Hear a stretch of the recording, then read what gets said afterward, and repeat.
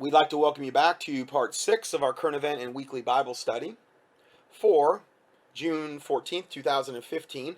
Next report, Monsanto buys up heirloom seed suppliers. So now they're buying up all the heirloom seed suppliers. That health food store that I mentioned before I went in the other day, they knew about this to a certain extent, but they didn't realize that they were still actively doing it right now and that they've had a new push for this because, see, the seeds are everything. They want to have everybody buying their frankenseeds or some defiled version of their frankenseeds. Okay, so you have your nice GMO frankencrops you're growing that will just destroy you from the inside out. So Maddie Harlan discovers who is buying what and how to avoid Monsanto. She explores why and what we buy can be a form of positive activism. The New Mexico Tree and Garden Center, located in Rio Rancho, New Mexico, has discovered that Monsanto is buying heirloom seed companies. They are also buying the trademarks to a number of heirloom seeds. This means that you may think you are supporting an heirloom seed company, but in reality, the company is owned by Monsanto. The seeds, I'm sorry, I just kind of want to call them that now. The seeds themselves are still non-GMO and heirloom, and they can be saved at the end of the next harvest and resown the next season, but you're still giving money to Monsanto. But you know what? I don't trust them. I don't trust it's the same seed as maybe they were producing before. If Monsanto has its tentacles on the seed, I instantly would not trust anything coming from them. Monsanto is also buying trademarks so that no matter where you buy certain seeds, they get money from it. Here is a link to the trademarks, and there's a link here, and seed companies Monsanto supplies and ones they do not supply in the USA. So if you want to avail yourself to that information, here's the link. Now here's another link that's entitled, Here's Some Tips on How to Avoid Monsanto. We need to do our research when buying seeds or any organically labeled product for that matter. In Europe, we have witnessed a proactive corporate program to buy up ethical organic companies. Estee Lauder now owns The Body Shop, and we have a poor record, and they have a poor record for animal testing. Green and Black Fair Trade Chocolate, okay, which is organic, were bought in 2006 by Cadbury, who were acquired by Kraft Foods. So that Green and Black organic chocolate, I won't get it. I won't touch that stuff. Okay, they're owned by Kraft Foods, essentially. Kraft. It's like Monsanto, but for food version. One of the huge food multinationals. Rachel's Organic, founded by Welsh farmers, is now a subsidiary of the French company Lactalis. Lactalis? Yeah. This is a deliberate strategy. So much so that Tridos Bank actually has a European fund to help small organic companies stay independent and resist being bought up. Why are the small organic heirloom marquees being acquired by the big global corporates?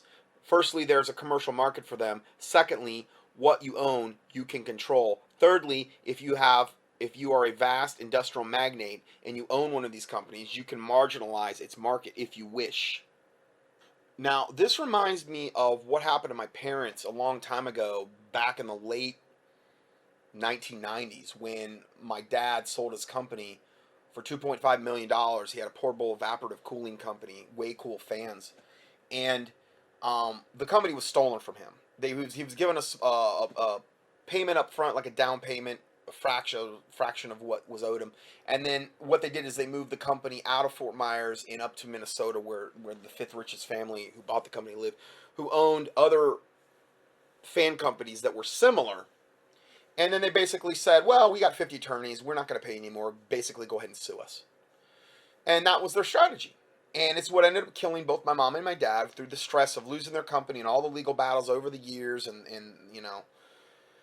But I say all that to say this. They did that on purpose. My dad was starting to really take a bite out of the portable evaporative cooling fan market. What he invented was the best product, I believe, on the market. It still needed some refinements, but it was better for the money and for what it could do and for its portability. I think it was the best thing on the market. It was amazing, this thing.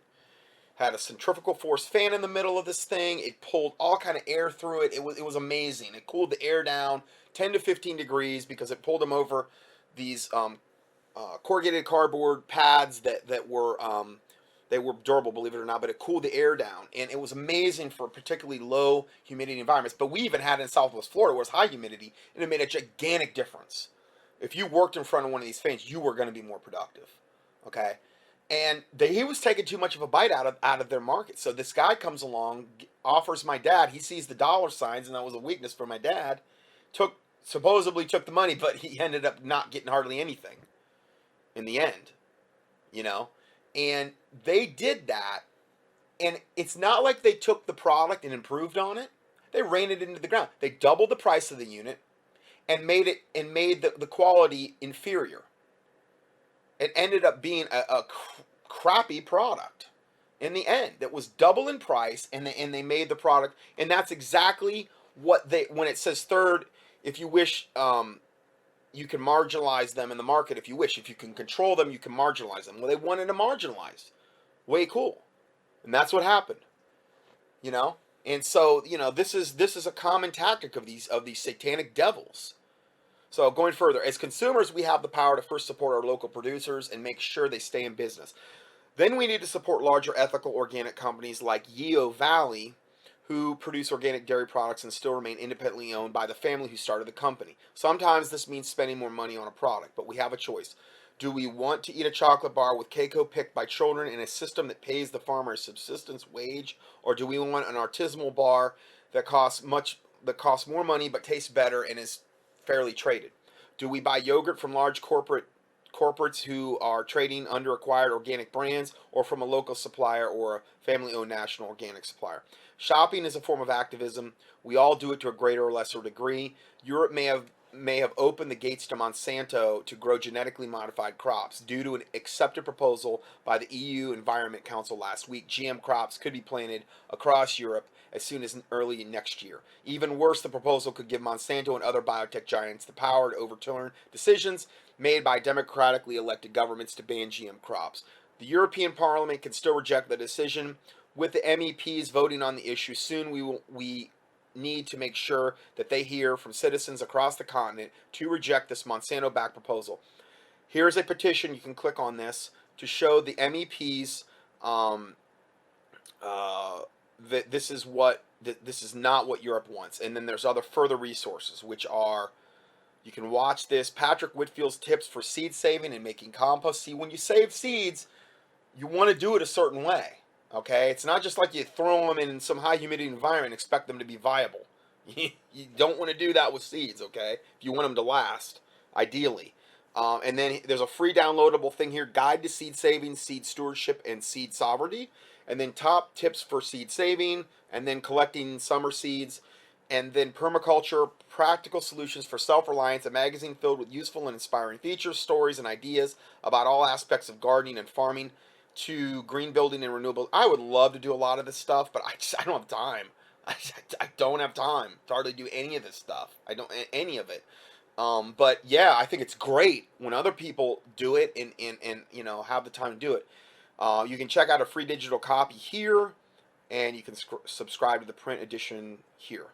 So there's links to all the stuff, a lot of resources there for you. So that's something that you might want to avail yourself to. Now, next one.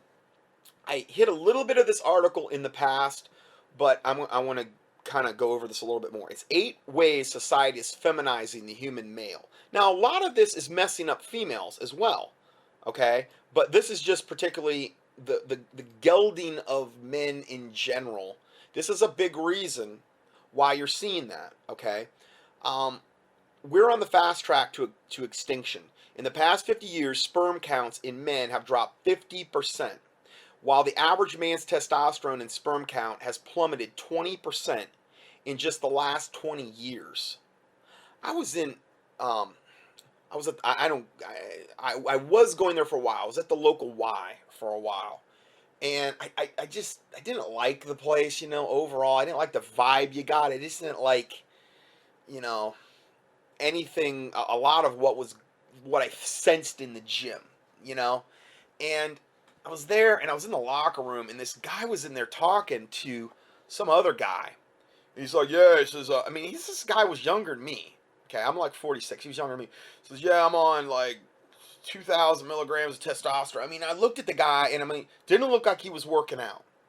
I mean, you couldn't tell the guy was working out at all. I mean, I'm not saying you go around vanity, oh, you got big muscles.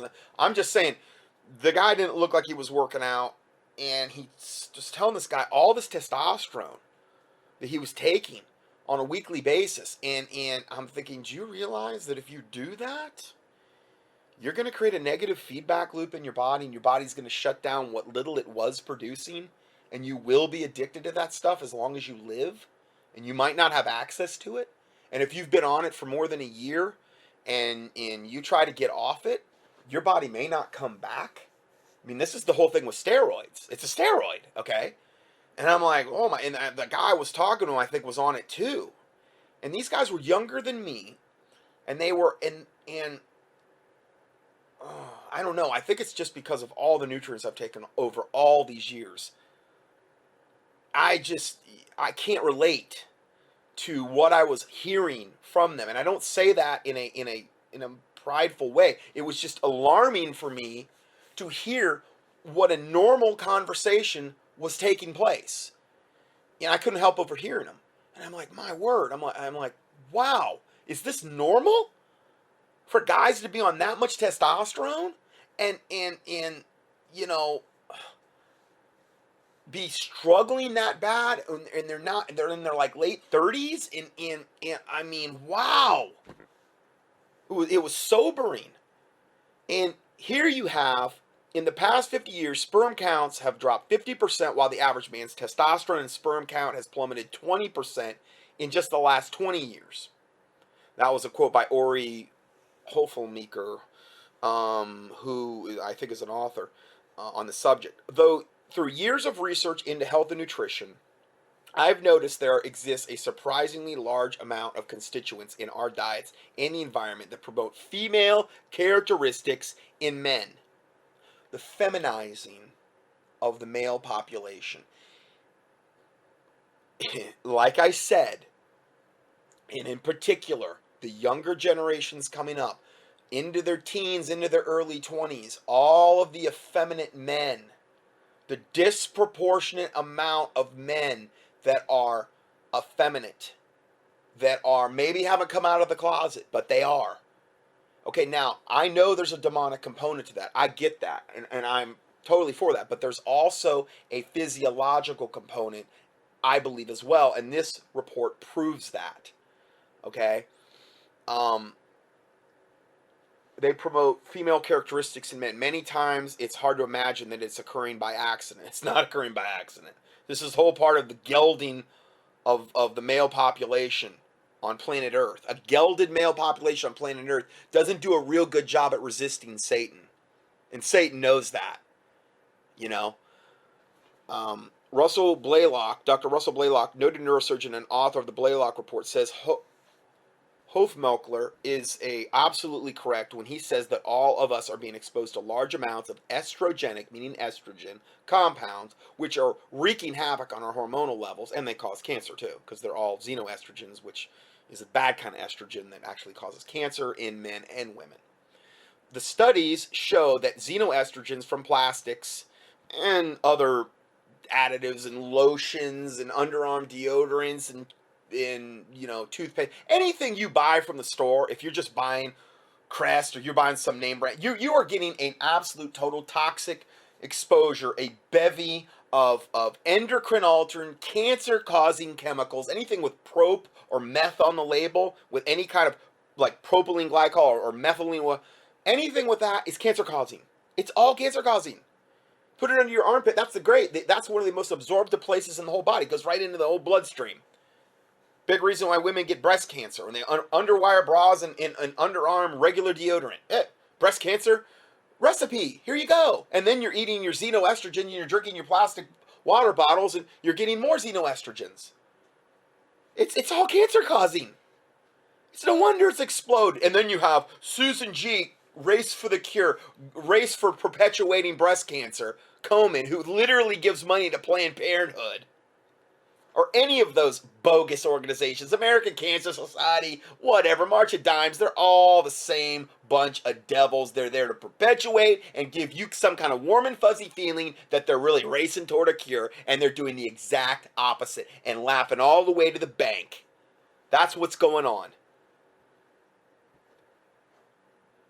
Xenoestrogens from plastic appear to cause premature menses in young girls, meaning they're giving them all this extra xenoestrogens, this fake, terrible cancer-causing estrogen, causing premature puberty. Soy isoflavonoids appear to increase aggressiveness, and just soy in general, increase aggressiveness and heighten antisocial behavior in monkeys and appear to feminize male animals. I told you, stay away from soy. It's death. It's not fit for human consumption. A little bit of fermented soy, okay, is okay. They eat that in the Orient. That's fine. I'm talking about unfermented soy that's all GMO. I would only eat a little bit of fermented soy that's non-GMO, that's literally organic, because that's the only way it's going to not be GMO typically. Okay, a little bit of fermented stuff. I believe soy sauce and stuff like that. Okay, not a lot though. I wouldn't ever advise a lot. Avoid all of the following highly estrogenic foods. Number one, pesticides on conventionally raised fruits and vegetables. This is just, you go out and you buy, oh, I'm doing good. I'm buying fruits from the grocery store. Okay. The pesticides sprayed on conventionally grown non-organic vegetables act as estrogens once inside the body. The pesticides do. Several preliminary studies of the actions of some of the pesticides on individual cells within a test tube, which means in vitro, show estrogen-like activity. On this basis, some synthetic pesticides such as DDT, endosulfan, chlordane. I used to spray chlordane. I remember that when I was back in working with the lawn service with my grandma and grandpa in the summers. Anyway, Deldrin and toxaphene, which sounds like fun stuff, toxaphene, and related chemicals, including PCBs, have been classified as environmentally weak estrogens. So that's one way you can get them. Now, if you can't afford organic, the thing is you're probably eating GMO, which is even GMO with the pesticides, which is typical what you're going to get, is horrific. You'd be better off not even eating that garbage. I mean, you don't want to eat GMO anything if you can avoid it. But if you're eating non-organic, at least wash it with some type of surfactant. The surfactant is something that will break the pesticide bond. Soak them in the sink in like, you know, cool water with like I don't know, Calben soap has a really good soap you can use, and it's not the kind of soap that's going to give it a chemically whatever. It's made out of coconut. It's a good soap. It's one I use. Get the foamer bottles. And use it. It's a very efficient way to make your own dish soap. It's excellent. Calben pure soap, good stuff. And you can buy it by the gallon and make soap, and that's how we do it. And you can put that on the vegetables, and then use a little bit of like white vinegar in the solution you're using, and let them soak in there. And I mean, I would do that with organic or inorganic. I mean, you know, try that. Because you need to break that pesticide bond off the vegetable or the fruit that you're eating. Okay, and then number two, soy is a health product. Soy Myth has been exposed with a recent article, with an article from the Weston Price Foundation titled. Now, Weston Price Foundation is excellent as far as if somebody says, well, how should I eat? Go to the Weston Price Foundation, follow their guidelines. They're excellent. A lot of the basis of what I do with Standard Process is absolutely totally in line. The Standard Process being the professional line that I carry is absolutely in total line with Weston Price. Okay, he wrote a paper, and I give you the link here. It's called 170 Scientific Reasons to Lose Soy in Your Diet. 170 reasons to lose soy in your diet. Okay. Among the many reasons to avoid eating soy is that it is very high in, guess what? Estrogen. And when consumed, has powerful estrogen-like effects in the human body. I mean, you go in any health food store, everything's loaded with soy. Even the health food stores. I've never been in one health food store that hasn't got the memo on that one. Oh, it's soy, it's good. No, it's not. It's death. Total death. And don't feed it to your infants, soy formulas.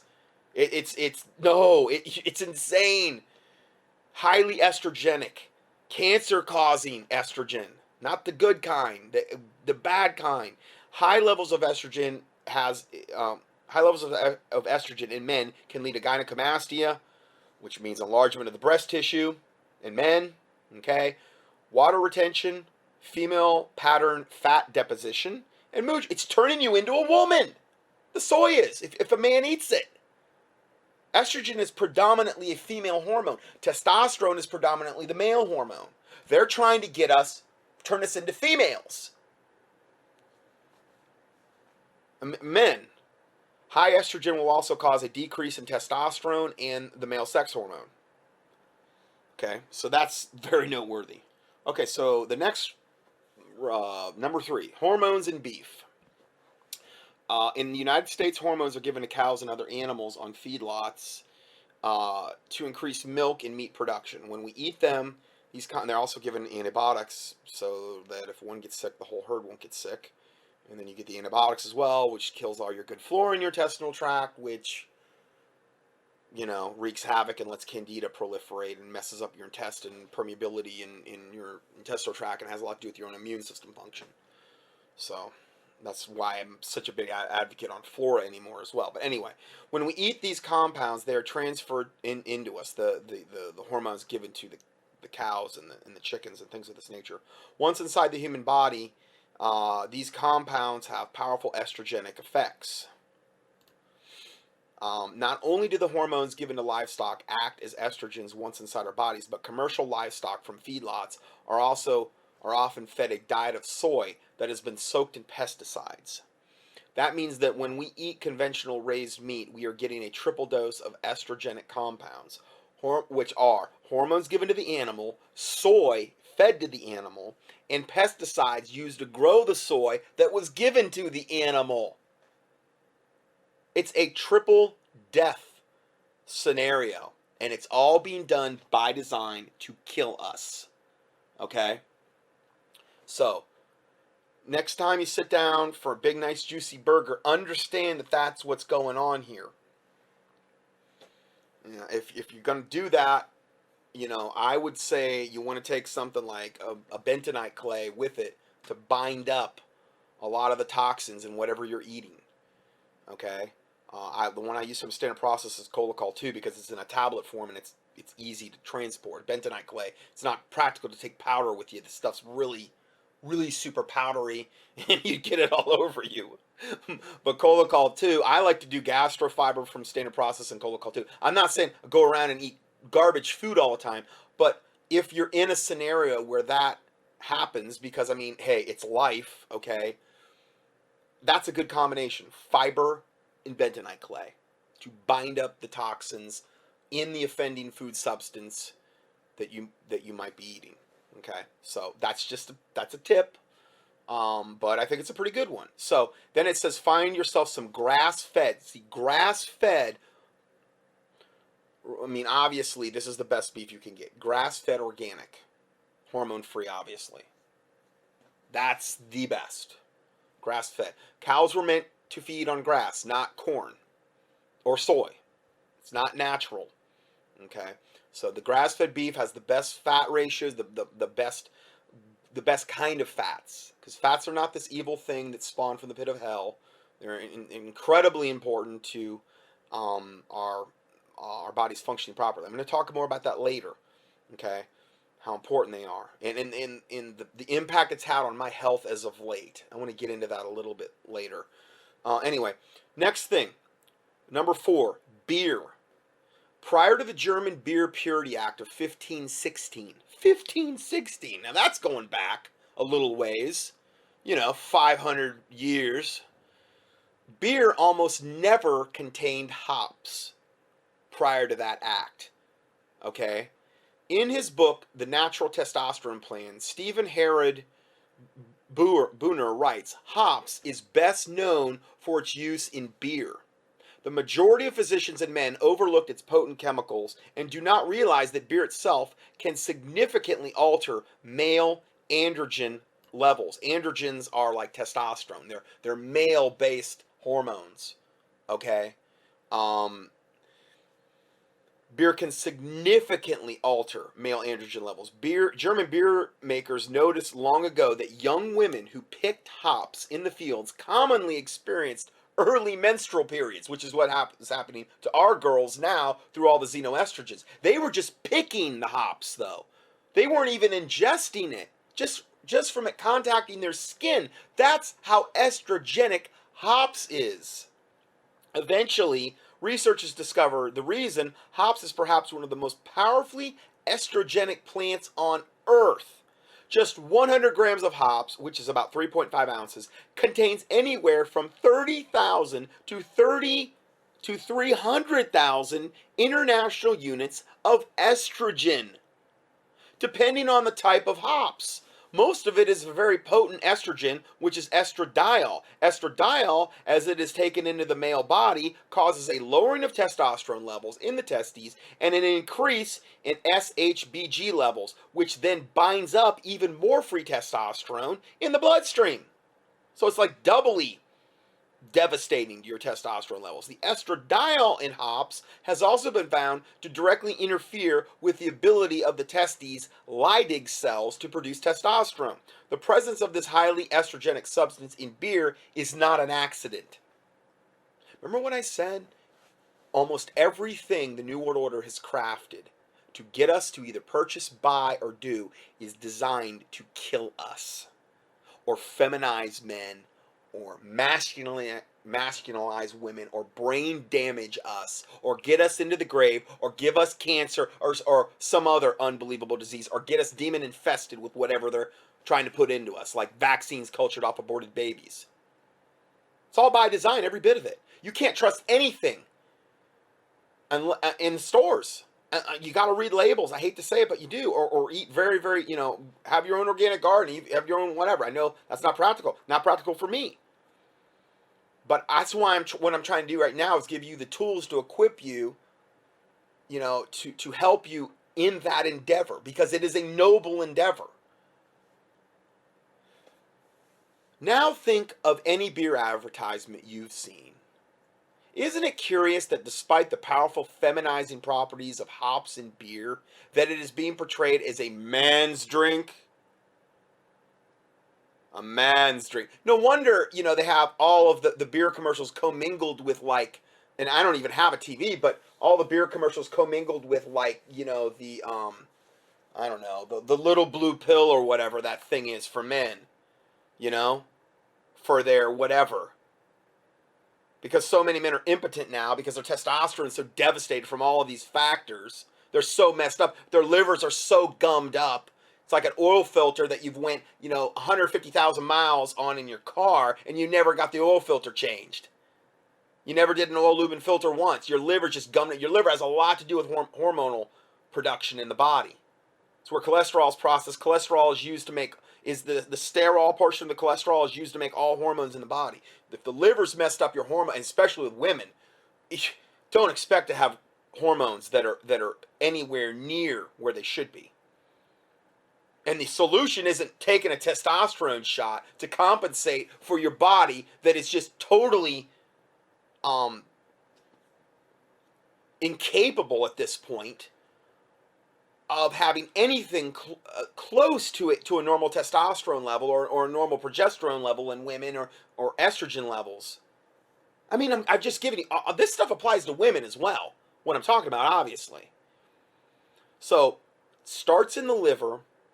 Keep your liver and your gallbladder and your colon clean. Okay, that's bare minimum. Keep a good amount of flora in the intestinal tract to keep your candida levels down, which will help sugar cravings.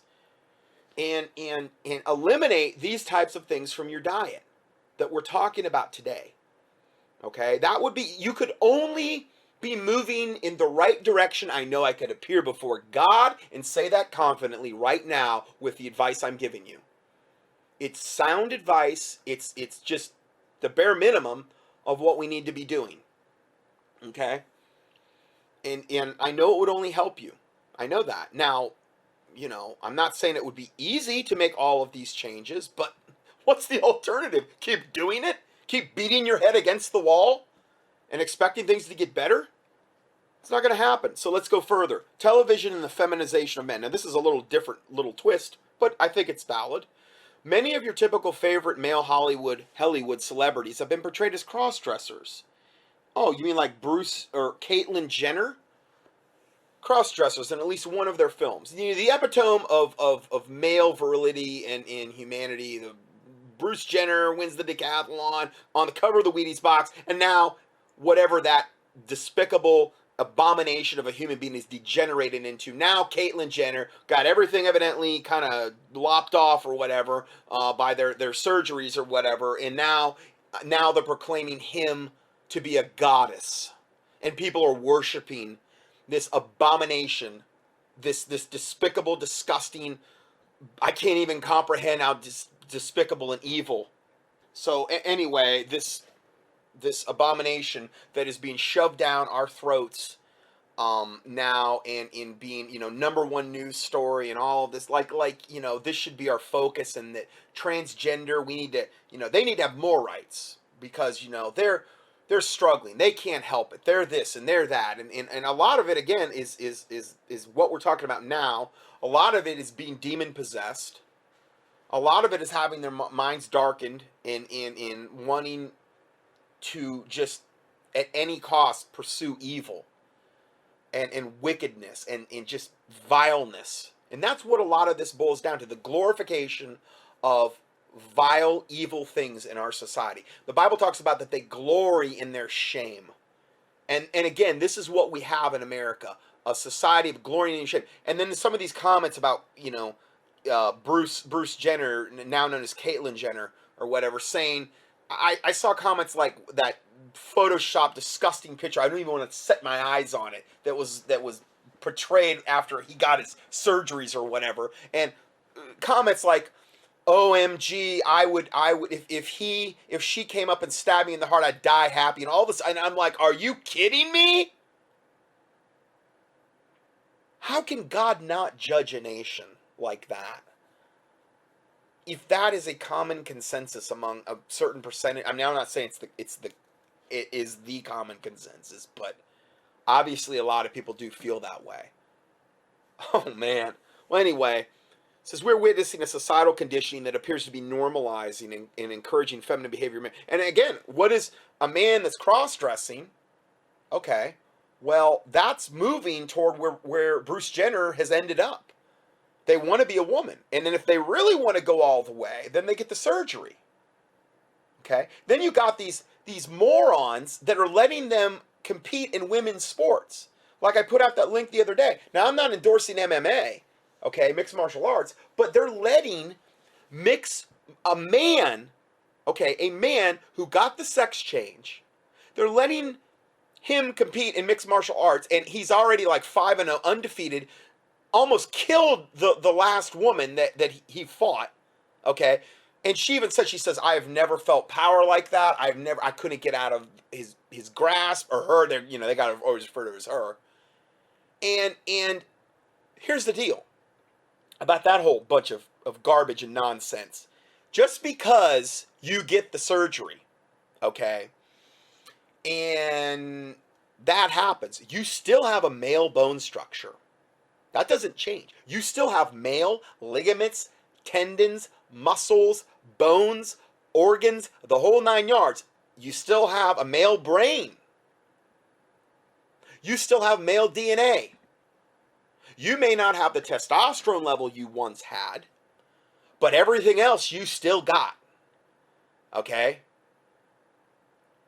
And it is letting these abominations, and I think that's just ridiculous anyway, the whole I mean, women fighting women. I'm not saying MMA is right in any way, shape, or form, but that's even more to me of an abomination. Women, that's what I want to see. Women smashing each other's faces in. Oh, where do I sign up?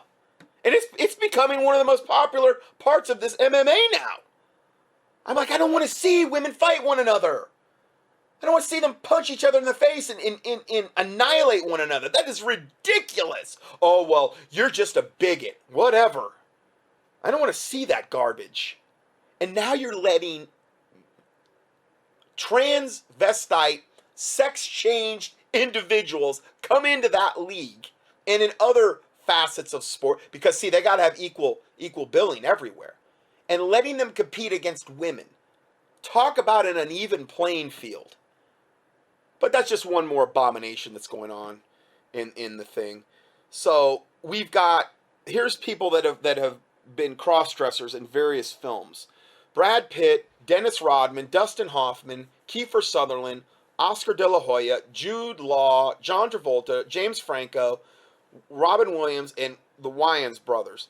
Also on television and movies, many males play female gender roles where they live their lives always seeking the approval of their female person of interest. Entire plot lines of movies have been based around a guy trying to win a girl back that he disappointed in some way.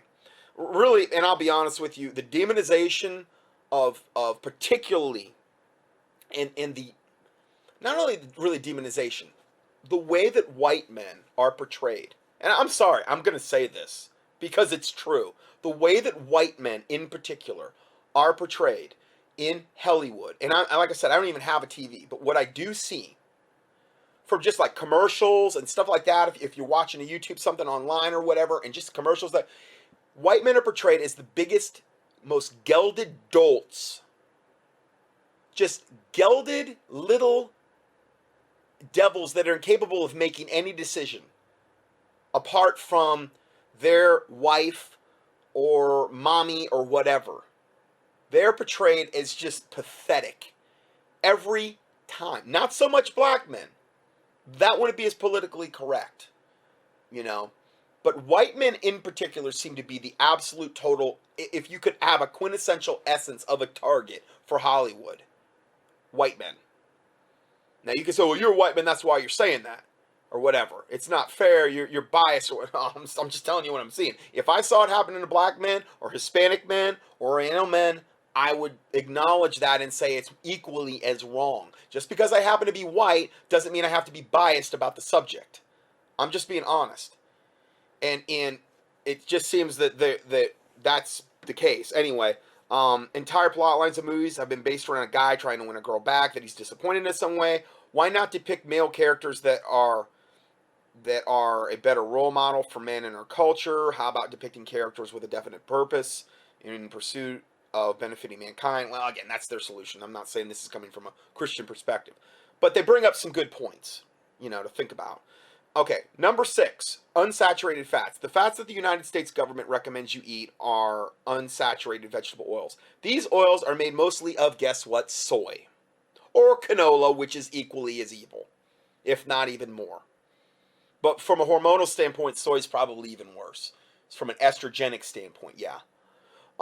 Which is both one of the highest estrogenic byproducts in existence, and also soy oil, and also one of the most heavily sprayed crops with estrogenic pesticides, and we've talked about this already. Look on the label of virtually any processed food and you will find vegetable oil of some kind. All these products are high in estrogen. Most restaurants and movie theaters still use vegetable oils in cooking, but it's interesting to note that some movie theaters in the US are beginning to once again use coconut oil for their popcorn, and some restaurants are switching to healthier based animal-based saturated fats like beef tallow. But see, saturated fats have been demonized. Who demonized them? The government. Well, they always want what's best for us. No, they don't. No, they don't. They want what's worse for you. They want you to be a gelded, and I'm talking to men here, they want you to be a gelded, hormonally just wrecked little man. That's their goal for you. That submits, that goes along with whatever you're told, and it will not be the leader of their home, will not be the biblical headship of their house, because you're so gelded, your hormonal levels are so messed up, you can't even hardly get out of bed. That's what their goal is for you. I'm not saying that's what you are, I'm saying that's what their goal is for you. Submit to the New World Order. Saturated fats, such as the ones listed above, beef tallow, butter, ghee, lard. Okay, and I'm not really big on lard, okay, but I'm not saying but it's a better alternative than soy oil or canola oil. You know, saturated fats, as the ones listed above, are used by the body to produce testosterone. Not only are we being encouraged to eat fats full of estrogen, but we are told that the very substances we need to produce testosterone, which is cholesterol and saturated fat, which are totally demonized. Like I said, notice that? Cholesterol and saturated fat, which are the two substances we have to produce testosterone, they're totally demonized. Oh, you need to lower your cholesterol with Lipitor or Crestor. Oh, good. That's smart. So it'll lower my testosterone, which messes up my hormonal levels, which means I won't be able to cope with stress. It also shuts down all CoQ10 production in the body, which sets me up for a heart attack. It's brilliant. It's a brilliant ploy by Satan. Gums up my liver, shuts my liver down. It's great. But when you die, you'll have good cholesterol numbers in the casket. Because that's all that matters. You die with good numbers. That'll benefit you greatly in the afterlife. Seriously, that's what's going on. We're told these substances we need to produce testosterone, which are cholesterol and saturated fat, are unhealthy and should be avoided. Think there's a conspiracy? It's a conspiracy fact. Then we have BPA in plastics. Okay? According to the website for National Institute of Health, bisphenol A, or BPA, is a chemical produced in large quantities for use primarily in the body in polycarbonate plastics and epoxy resins. Well, that's good. That sounds like good stuff to me. This class of chemicals, known as xenoestrogens, is a feminizing the world's population by mimicking the estrogens of the human body. The chemical companies produce about 700 billion pounds of this poison each year. And it is leaches from cans, bottles, and packaging into the food and water supplies, all by design. Okay? Statistics taken from urine samples indicate that over 93% of the American population currently has BPA in their body. I'm surprised it's not higher. Probably is by now. Dr. Hugh S. Taylor, MD of Yale University, revealed at a press briefing that male mice exposed to BPA showed a reduced sperm production and increased prostate size. Environmentalists and in low sperm production, increased prostate. Well, what I prescribe for increased prostate, BPA, benign prostate, or BPH, benign prostate hypertrophy, is a good saw palmetto product. The one I use from Standard Process called Palmetto Complex. I don't know if I've ever seen it fail. Your PSA is elevated a little bit. Oh, you've got cancer. Easy. Okay, take a 9 a day on the Palmetto Plex. Eliminate BPA. Eliminate a lot of these xenoestrogens, and watch your PSA fall. I've seen it happen over and over again. Okay, and again, a lot of the sperm motility in that, a lot of it is because men are doing all these things, or a lot of them, and even if they're doing stuff to increase their testosterone that's natural, it's obviously got a lot to fight against if you're doing everything in the world to make sure that your testosterone is as low as possible. And you're doing it unknowingly, but again, you're destroyed for lack of knowledge. You know, I prescribe Bulgarian Tribulus by Mediherb, and Simplex M in a altered rotation, a rotational cycle of those two products, one from Mediherb, one from Standard Process, to get testosterone levels where they should be. But if you're doing all this other stuff, don't expect those products to work very well. You're countering everything with this stuff. So if you're interested in that, just email me. I'll send you my newsletter on increasing your own hormonal levels naturally, particularly testosterone. And a lot of times it's important for women too, because they can have messed up, because women have testosterone as well. Okay. Just not to the degree men does. So anyway, let's go further here. Let's see here. Environmentalist Bruce Lowry describes the side effects we're seeing from exposure to BPA. Attention deficit disorder, childhood obesity, asthma, autism, a whole range of cancers that we're seeing too. Brain cancer, liver cancer, prostate cancer. Now, here's sources that they're saying of BPA to avoid. Some of these are kind of news to me, but I wasn't aware of it. I know receipts, particularly the kind of receipts that if you take your finger and you kind of put it on a hard surface and scratch it, it'll leave a black line. That's the kind of receipt that has BPA typically. Some receipts don't have it. Some are just a paper receipt. Okay. Water bottles, terrible source. Okay. Now it's bad. If you go to a fast food restaurant, you get your burger that's like been, the cow's been fed, um, the um, the glyphosate, soy makes the cow, all this estrogens, and then the hormones are all messed up, highly estrogenic. You eat the burger, and then you have the receipt that you're touching as they hand it to you, and you got greasy hands from the burger, and then you get the BPA. The grease will make it absorb into your hand like 10 times more. I've read studies on that. It's all by design. All these little tricks of the trade of Satan to get you to die quicker and to totally mess up your hormones. Isn't life grand? Isn't it just a big, wonderful world that we live in? I'll tell you. Where do I sign up? I'll tell you. Anyway, then they're saying children's toys. Okay, well, that's a little general. Children's toys, BPA. I'm sure there are.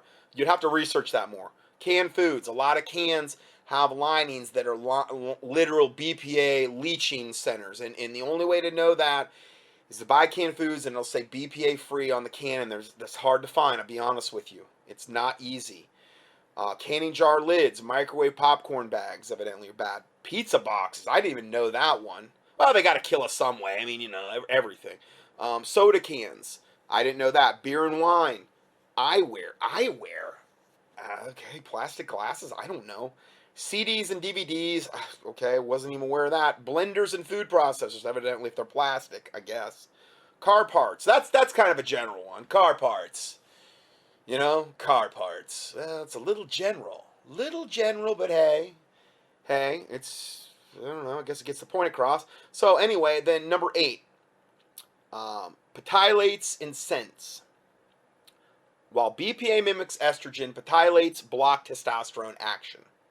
Not only do we have abundant chemicals in our food supply that act in the same manner as estrogen, but now we have a chemical that inhibits the body's use of what little testosterone we would even potentially have left.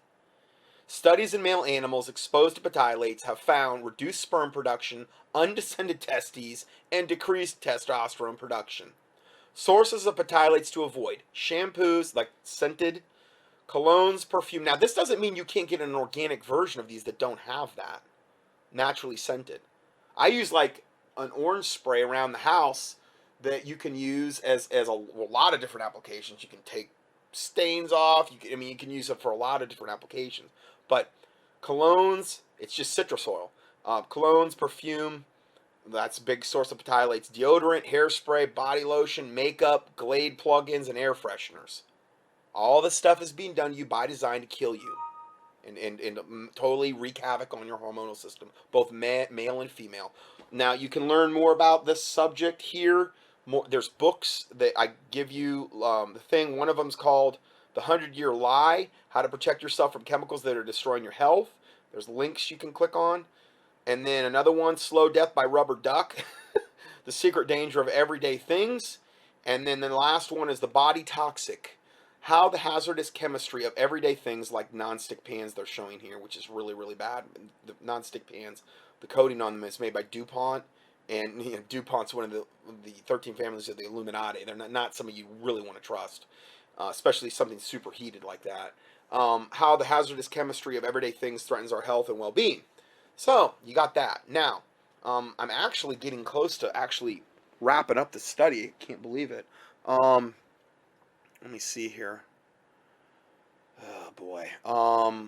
I think I'm going to go ahead and end part 6 here and go to part 7 and try to wrap this up in part 7. So God bless you, and we will see you in part 7.